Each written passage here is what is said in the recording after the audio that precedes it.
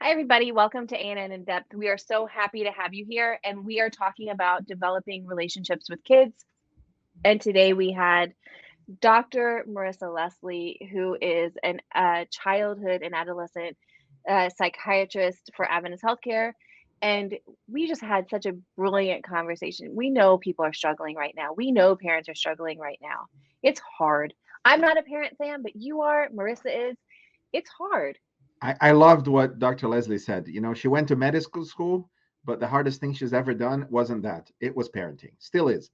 So I hope that you that are listening now to this, if you are a parent or are considering becoming a parent or is interested in parenting, then this would definitely help you have some perspective about how to build those relationships in the 21st century with all the distractions that we have today. Yeah, I just goodness, it just made me so appreciative of all the parents in my life who are doing the best they can. So, as always, if you have a prayer request, and like I said at the end of the program that you're about to watch, if you want to pray for your kids, let us know. We're here to pray for you 24 hours a day, 7 days a week. Leave a comment, tell us, subscribe to our channel, but let us know how we can pray for you. And now enjoy our conversation.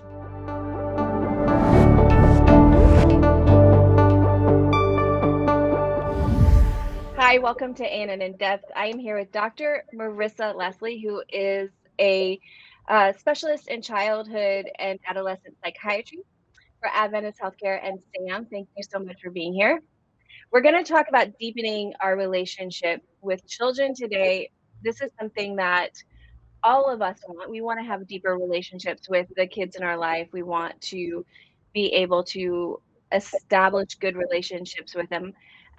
Kids who have good relationships with the adults in their life, their parents, are able to secure bonds and friendships with peers.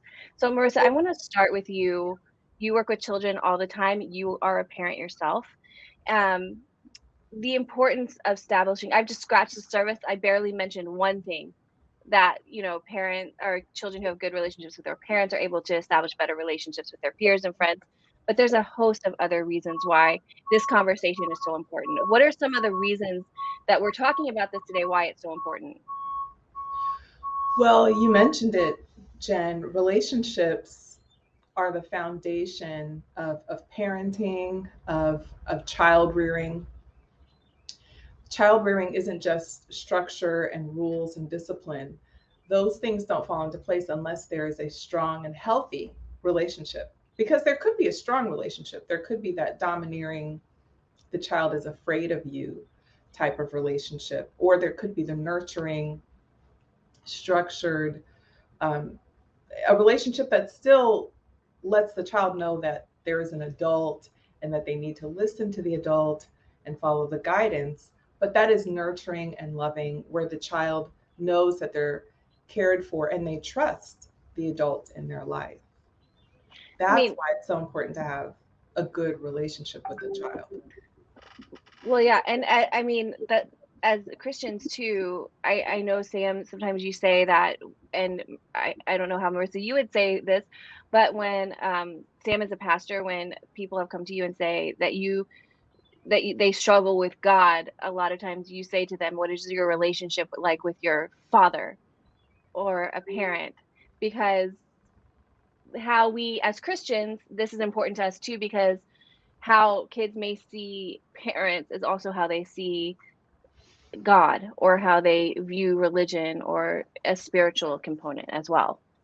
Right. Yeah. It's a very complicated responsibility to be the representative of God to these new people that have just emerged in the world through you, and you need to define to them what God is like. Um, so that's the pressure. The good news is that you won't be able to do it. That's what I live with. You're not going to be able to do it. You're not going to be the perfect representation of love. And if you think you are, just read 1 Corinthians 13. That should, take away from you the temptation of believing that you're going to represent God's love completely and perfectly to your children. Love is patient. Love is kind. It keeps no records of wrongs. I mean, it's so far from our reality that it provides us with a motivation in knowing where to go. This is what the Holy Spirit is doing within me, And that's that I should be more patient next week than I have been this week. So that's one dimension. The other dimension is to allow yourself grace, that you're not going to match that. But when I find that when you apologize for things, your children realize that you are not like God and God is different from you, which is also very helpful. So the vulnerability of going back and saying, I acted in a way that I shouldn't have, and I need you to forgive me. Even a young child understands that. Um, and that is actually a great way to develop a closer relationship. That mom and dad are not pretending to be heroes. They are also flawed and broken, and I struggle with things, they struggle with things. But if they are able to do so well, I might be able to do as well. So that helps them to have that progression of their own personalities. Yeah. Yeah. One of the, I think that when we're talking about deepening our relationship with kids, and I'm going to kind of pivot a little bit right now, is we're going through COVID right now. With COVID has come a renewed focus on technology. I was reading in a recent Pew study that said that two-thirds of parents say it's harder now to raise kids than it was a generation ago. I think my parents would probably have something to say about that, but that might be just personal experience. Um, and part of that is because of technology. Um, in fact, 26% said technology. And in fact, the top four answers were technology, social media, changing moral standards, and access. Technology and social media give access to violence and more inappropriate behavior that kids are being exposed to. And just from my own personal, I don't have children, but I have a niece and nephew I spend a lot of time with, and I've noticed in the past 2 or 3 years that they spend more time on screens, and I find it harder to like talk to them. So like you're constantly, Marissa, I know that you have a daughter that's close, and Sam, you have kids that are, I think they're all these kids are close to the same age, and it's hard to talk to them because you're like, hey, hey, hey, hey, look up. But you know what? They're doing the same thing to me, right? When I'm on my screen. So I'm wondering, Marissa, if you've seen like how, or if you've talked to children and parents about connection in terms of the technology we have right now, um, if you've seen this as something that has put a wedge between our ability to connect in meaningful ways. Because, and I don't want to blame all of technology, but I'm going to blame it a little bit right now. Well, I think I'm glad you said we're not going to blame it all on technology, because it really is a double-edged sword. Mm-hmm. The way it's designed, honestly, currently, is what makes it so unhealthy, because it is addictive and it's a self-reinforcing loop where you're on social media, you want to see more, you're on the internet, you want to see more, your brain is wired to just want more and more and more and more.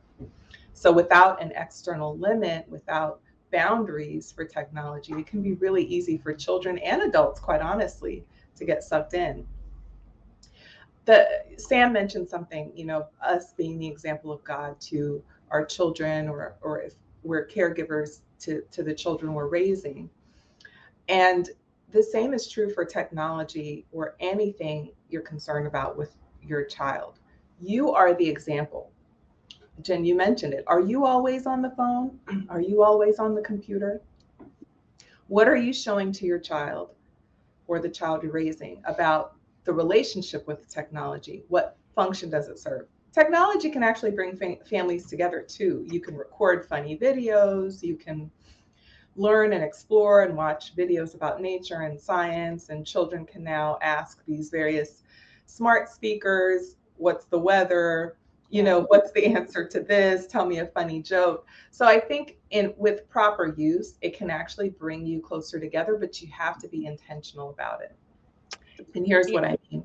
Even with the television. So remember back in the day, in our generation, the evil was television, right? Mm-hmm. The very fact that we watched television, it was luring us away from Christ. It was, not taking time away from families. So the same with television and technology. if you are intentional as a family about doing things together and also replacing the solitary technology time with family time, with going outside, with chores, with hiking or gardening or exploration, or honestly, what's the child interested in? Allow them to bring you into their world. And so let's say they're really into video games, right? Hopefully healthy video games.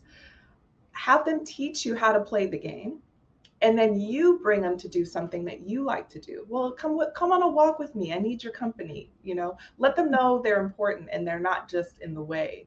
But there are definitely healthy ways to integrate technology into your relationship with your child, and to make sure that you're using it for family time and for good, not for evil.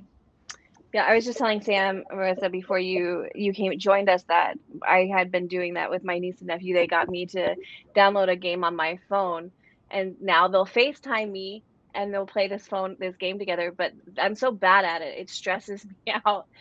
But I'm learning. I'm learning. But it's interesting because I've noticed that when I'm playing with them, I can kind of talk to them and say, "Oh, how is school going?" Or like, "How was this?" or "How was that?" And they're so good at it. They're doing it mindlessly, so they can just answer and talk to me a little bit more about it.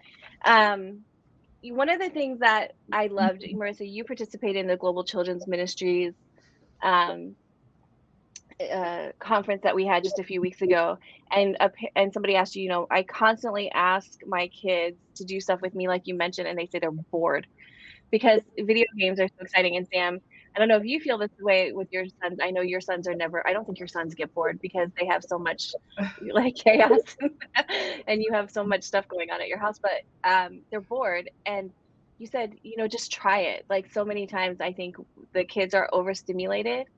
Um, and so when we suggest something that like maybe we enjoyed as a kid, like crafts or like you said, going on a walk just now, it just doesn't seem entertaining to them. But it's those quiet moments that I think that we find that we connect so deeply. Um, I don't know how you feel. I just love that you said, just tell them to give it a try. We're still the parent, right? Or Yes. well, I'm not. I'm not. Like you, other people Something are. that would be very amusing is if you come to any of my three boys. Dr. Leslie, I have three boys. So they're 12, 10, and 7. And if you go to any of them and ask them, tell me about dopamine, they will tell you what it's all about. So I decided I was going to go biological with the explanations as to why I was taking their devices away and the importance of being bored. So that's and I have different ways of explaining it to them, and sometimes it takes many different ways, and they all get it. It's if they're not motivated enough to do chores in the house, it's probably because they've been so exposed to dopamine that a parent asking them to do something should trigger in them the desire to help, because that's a positive response from a parent, should produce enough dopamine that excites them enough to do it. And if they're not doing it, it's because they've been exposed to too much dopamine on YouTube videos or Roblox or whatever other game that they play.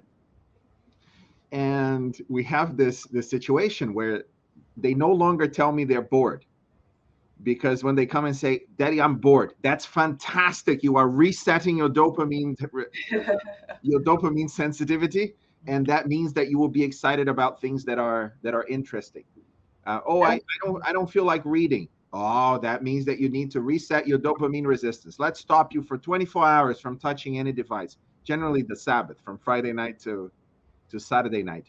And now they read without me having to complain to them, because they know that if they come and complain about doing something that they should be excited about but they're not, it's likely because they've been overexposed to dopamine. So then I got excited and explained serotonin and oxytocin and all of the other hormones, and they seem to see their way of dealing with the world as, hold on a minute, I am allowing this to happen.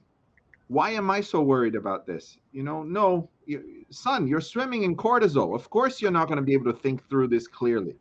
Let's calm down. Let's think this through. So I find that fascinating that they're even interested in that kind of thing, but they are, and it's something that's been very successful here. Dr. Leslie, I have a question for you in regards to the shift between the previous generation and this one. It seems that one or two generations ago, the main difference in child um, educating children at home, let's say, was the ability they had to navigate the world by themselves. That seemed to be that a 7-year-old would be able to go to school by themselves, or at least roam their neighborhood on their bike. By age 10, they would be able to do that. And in many parts of the world, that's still the case. Many parts of the United States, that's still the case. But certainly not near cities.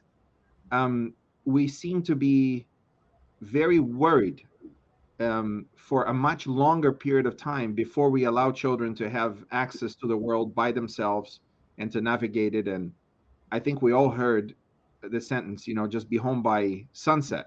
Mm. When you see the sun, if the sun goes down and you're not home, there'll be trouble. And Yeah. I certainly had that freedom, and many people of our generation had that freedom. But today, cars are much faster, and there are many more of them. And we seem to have a general picture of the world as a very, very scary place that, your children could be snapped up any moment and so on. Turns out the statistics don't match that, but the perception is that the world is extremely dangerous and you need to keep an eye on your children at all times and never let them out of your sight. What impact does that have in a child's perception of the world themselves? And do you think that that could be one of the contributing factors for the extended adolescence that we see in our 20-year-olds, that they seem to find it much harder to be an adult by age 18, 19, 20? What is your professional perception of this? Because that's what you deal with all the time. Wow, that's a really interesting topic, Sam. I think that's part of it. I think because adults with access to 24-hour news cycles are immersed in the worst case scenarios, in the school shootings, in the kidnappings, in the thefts, in the crime, because that's what gets viewers for news outlets, right? Because we're so immersed in that, we do tend to think, oh, I don't want the worst thing to happen to my child. So I'm not going to minimize a parent's desire to keep their child safe. At the same time, to your point, there are developmental tasks that children have to master. And one of those tasks is self-efficacy, or knowing that, yes, I can do it. I can do it. I don't need someone else to do it for me. And it's a natural inclination. If you look at a 2 or 3-year-old or 4-year-old, you think, why are they so difficult? They keep saying, no, no, no, don't do it. I do it. I do it. It's because it's a natural inclination to want to become independent and to want to do for yourself and to want to know that you can do something. Often younger children will do it and look for you, make sure you're still there just in case anything goes wrong. So it's good that parents are being vigilant. But to your point, they have to be able to explore, and sometimes they may fall and get hurt, right? But if we're there to help them and help heal their wounds, that's what's important. To your second comment, I think adolescence is delayed. I call it delayed adolescence. And quite honestly, now adolescence is being defined as going until 25, and for some people, even 30. Wow. Because of the things you have to master. And I do think that increased education is a part of that. If you think of previous societies where maybe you got married earlier, so there you were truly an adult, you were having children, you were working, you weren't necessarily getting a college degree, getting a master's degree, getting a doctorate degree. Those things were kind of reserved for certain segments of society. And now, thankfully, because more people have access to education, and because education is so expensive in many parts of the world, we won't go there today, but we are more reliant. Children are more reliant on their parents, caregivers, guardians, on their support system. And so some of these tasks are being delayed. They're living in dorms, they may be living with roommates, but they're not necessarily starting to raise families. And there are, good and bad aspects to that. But I agree with you that there's a movement called free range parenting, and that may be a little extreme for some people, but it really is old school parenting. Yeah. Let your child go out, let them play, let them come in at dark. Don't have them constantly under your direct I think it's important to keep an eye out, know who their friends are, but allow them to explore a bit more. And I would say even in cities, they don't have to go out by themselves. There are some things that are just not safe. But if you and maybe another group of parents or families are going out exploring with, and let the kids maybe walk together instead of you constantly being right there. There's still ways for children to explore in cities where they are exploring it somewhat on their own. Yeah, it's interesting, Sam, that you were even talking about it, because my sister and I talk about this all the time. When we were kids, we had to be within my dad's whistle. My dad whistles so loud, right? It's so loud. We could be at my grandmother's, which was like a street over, and kind of hear him, you know? And so we had to, if we heard his whistle, we had to be home within like, like 2 minutes or like 30, whatever it was. And so it was that. But I can't imagine my sister ever telling the kids just be within my whistle now. I think but it would, or even at my parents' house, which is the same house that we grew up in, that my parents would say to the kids, just be home within my dad's whistle. It just wouldn't happen. It is a different world we live in, and there's more houses surrounding them than there was. But I really I, liked what sorry, Jen, just to yeah, it's okay. before we move to the next topic, I really like what Dr. Leslie said about the skill sets, because that's one way of looking at parenting, right? Is to providing environments and training and opportunities where they can divide the skill sets they need for adulthood to achieve autonomy in those areas. And it's not just the parents. I mean, my oldest is 12. For the last 2 years, I have insisted with him that he should go to the shops and buy the food for his animals. He's got lots of reptiles, and there is a pet store. It's about 10-minute walk up the road. And when he was 9, 10, we had a conversation, my wife and I, and we decided, okay, I'll let him go by himself and I'll walk behind him.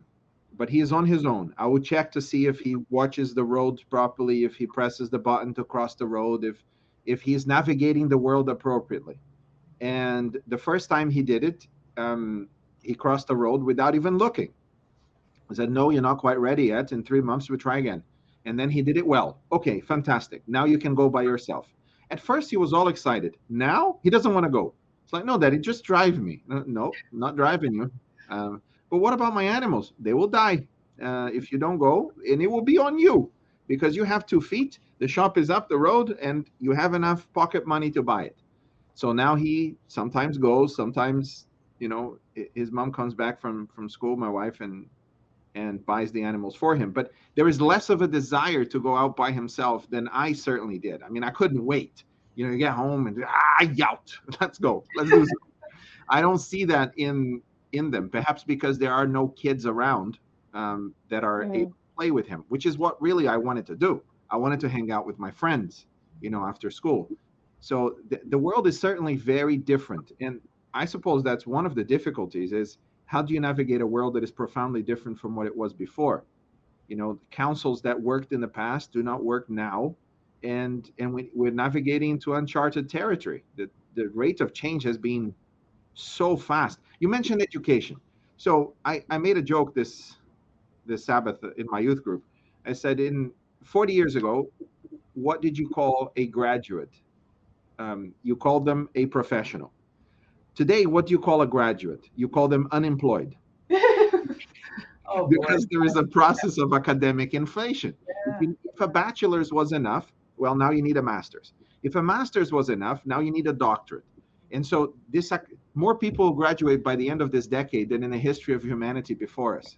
It's a quote by Ken Robinson. It's a crazy quote because there will be so much competition that you will have to keep studying. And how far do you go in your study track before you become a professional and you're able to develop those skills that you mentioned, family building and all of that.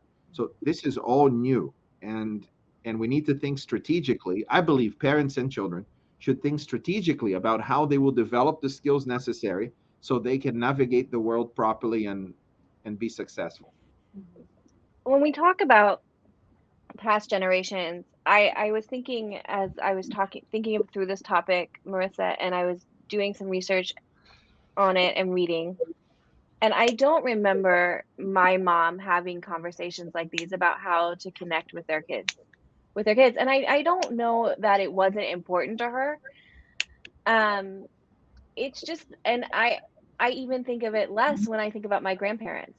Like, I mean, as much as we had freedom to go out, my dad and my aunt said they were God's children because they didn't, like back when my dad was a child, you just went outside and like hopefully came home at night. Like we at least had some boundaries and then so on. And I'm wondering, we've been talking about technology and I can't imagine I wonder like the guilt that we have now as adults and specifically parents. And I hear this from parents who I'm friends with that say, I look on social media and now I see how my friends are spending time with their kids. They're connecting with their kids. Their kids are going out and they're doing this, this, and this. And I feel less than as a parent because I have to work or my husband is working. And I'm not able to connect with my kids in the way that my friends are. And that is just not a conversation that I heard my parents having. And it's not that my parents didn't love us or want to connect with us. It just wasn't their priority, maybe. And then I'm sure, like I said, I'm sure my grandparents did not care. So, because that wasn't their priority. Their priority was like, let's have first generation college grad, like whatever. So I'm wondering if this is something, we're having this conversation, if it's more I don't want to say a construct of guilt that we have about connecting with our kids because of social media or because we're hearing more about it, or if this is something that we're prioritizing more now as as we grow, as we know better, we do better. It's good to connect with our kids. We're seeing the impact of parents and children who have not had that connection because it wasn't as important in the past. Mhm. Well, I'm sure it's both. Um, and as we talk about these different strategies, Sam, you mentioned being strategic, and I also add, I don't have to tell you as a pastor or you, Jen, strategy plus a lot of prayer, a lot of divine guidance, because parenting, child rearing is so challenging. To me, it's the toughest thing. And I went to medical school, which was really difficult. But parenting truly is the toughest thing I've ever done. So I thank God for the guidance. Um, I think I think the desire to connect with children is a result of both. It's the what we see on social media. It's also maybe what we felt like we would have wanted more of, Mm. um, if we grew up in homes where we didn't get that. That being said, it's kind of hard to mess up a child's upbringing, and that may sound not right. That may sound counterintuitive because there are children who go through horrible circumstances. But the reality is, if you love your child, you have really good intentions, and especially if you're a person of faith and you ask for guidance, there's little things you may agonize over. Should I maybe have taken them to that whatever thing they asked for? Am I saying no too much? Honestly, there's a concept called good enough parenting. And most of the time, you're going to do it right. It's going to be just fine. You don't necessarily need to be the over expressive parent that just really focuses a lot on your child. You can show your child they're not the center of the universe. It's okay to not constantly be focused on your child and all about their interests. They have to learn to join in others' interests too, and that the world doesn't revolve around them. So there is some benefit to not being the center of your parents' universe as a child. Social media, though, social media is a curated thing. Mm. If you are able to go to a museum and you see these beautiful paintings and their exhibits and sculptures and vases, and there's a theme, someone put that together. And even the artist that produced the work, that wasn't their first work. So the same thing is true for what we see on social media. Yeah. Filters. People do not post the arguments, the drag down arguments we have with our children, the moments of exasperation, the tears, the worry we have. Am I messing up or what's going on with this child? We don't post those things. in general. Yeah. So I would really caution people to not compare yourself to what you see on social media, because Yeah, you don't even hard. know the whole story there. It's true, but it is hard. And I hear this from more mothers, I guess, than fathers, which I guess is just because I talk to more mothers than I do fathers about how it impacts them. Like saying, like, I work so much.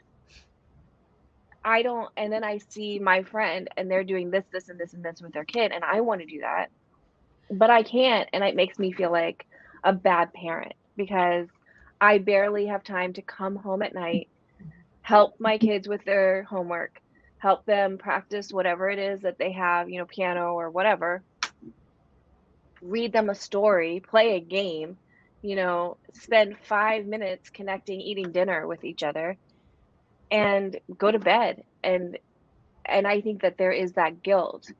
Um, I was exploring some psychometrics the other day, and it seems women score more highly in sensitivity to negative emotion, which makes them great mothers, really, because if you notice, and even as a pastor, I noticed fathers seem to be less worried about the safety of their children, even as they're young. And sensitivity to negative emotion is where the risk comes in. You measure risk, you understand risk, you see things that will happen before they happen. And you see this in mothers. You come and you put a cup. Just notice there's a toddler in the room, and you put a cup of tea on the hot tea on the center table of the lounge. A mother will notice that this is not safe. They will see the risk. They will see the toddler coming and hitting and maybe burning themselves. So a higher sensitivity to negative emotion is important just for safety itself.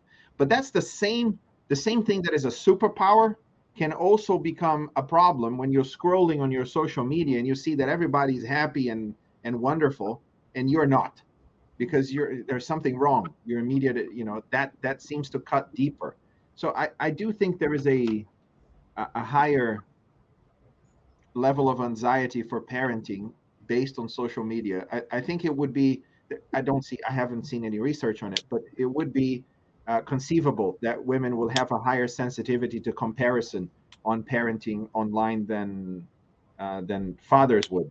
But coming back to what Dr. Leslie was saying in terms of connecting with children, what I find to be very helpful is not to give them quick answers when they come with problems. Sometimes, so, my son will come home and say, well, this friend of mine is mocking my hair, and because he's got red hair. It's like for he's great mocking hair, his hair is beautiful. And great red hair. and you know, the immediate gut feeling I have is to say, well, that's stupid. You have beautiful hair, don't worry about it. Turns out that's not very helpful, I discovered. So I contemplated. I go, that hurts, right? Right. Well, the boys used to mock me too for other things. Really, Daddy? What was it? I said, well, I've always been fat. So they've always mocked me for that. And it hurt. And I left it at that. And then the conversation started. It didn't end. And eventually Mm. we got somewhere really interesting, and of course he was asking me, Daddy, can you talk to him? And I said, no, son, I will not talk to him. Can you talk to his parents? Nope, I will not talk to his parents. This one you're going to have to deal with yourself. How do I do that? Okay, here are 3 techniques I can give you for how I've dealt with it and what I found to be helpful. And then we went through those techniques. And suddenly what could have been a 30-second conversation lasted for about 30 minutes, which I'm sure will be unforgettable to him as it has been to me. So which goes against my every instinct. My instinct is, okay, you've got this problem, let me help you solve it. This is what you need to do. But I found that to be, they just go, well, because they don't know that you understand. I find. Do you really understand what's going on in their lives? I That's don't a know. great example. That's a great Mhm. example. Jen, I don't want to minimize what you're saying Yeah. either. There are parents who struggle with spending time with their children. That's a real thing. And I think if the pandemic has taught us anything, hopefully it's taught us how to prioritize our time, and that not everything has to be a yes, or not everything has to be done. So Hmm. if there is a parent out there who genuinely doesn't have a lot of undivided attention time for their child, because you could be next to your child and just working and not really giving them your attention, really look at the schedule. What's important, what's not? What can be delegated, what can't? For meals, it takes a Yes. lot. And remember, now with many homes having two working parents, there are things, meal prep and cleaning. I just don't think families were designed to do it all. So if you need assistance and you have assistance, get it. There's a culture, the Mayan culture, when they're asked about parenting and stress, their stress levels are lower. And here's why: because they rely on each other. The women, the mothers, and the aunties, fathers, it's group parenting, and they utilize the older children to help parent the younger children. Hmm. I think we have this perception now, let children be children. And certainly we don't want to advocate young child labor, but children do need responsibilities. They Yeah. do. They naturally, if they have siblings, they want to help with their younger siblings, even if they say they don't. They like the sense of responsibility and trust you put in them. But for those parents that feel like they don't have enough time to connect, I would just say take a good hard look at your schedule. And that includes church duties. I'm not telling people not to be involved in church. It's very important. Someone needs you at church. You need something from church. But do you need to be on every committee? Do you need Hmm. to do every single event? Because these are precious years that are hard to get back. And so if you feel like you're just not spending quality time with your child, no, you don't have to do the most innovative hike with your child that you see on social media. Honestly, what Sam described, those conversations, those are the conversations that really matter to children. Do you understand what I'm going through? And that reaction, really, Daddy? You went through that too? Those are the things that our children will cherish and value and remember. It's what I remember. Those moments where I felt like, oh Yeah. wow, you did go through what I went through, even though, you don't know what you're talking about. So it almost is quality over quantity. Like Definitely. if you have quality conversations, um, and quality times. I know when I was growing up, my mom worked nights. She was a nurse. She worked nights and my dad worked during the day, but we had dinner together every night. And so that was my parents said, we're having dinner together.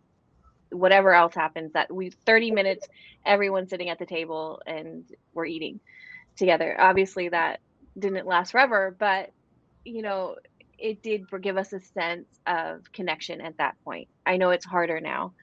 Maybe, I don't know. I It seems harder now to do than it used to. It it, is. it seems to be Yeah. at the beginning of the pandemic, when we all started working from home all the time, I hit a problem. And the problem was, I'm working, I'm here, this is my office at home, and my boys are here, they're watching television, they're playing, they're on the games room next door, they're upstairs, and then they come and ask me something. Mm. But I'm recording, I'm doing something here, I'm in a meeting and so on. And how do I navigate this? I'm here but I'm not here. I can see Daddy, but Daddy is not available.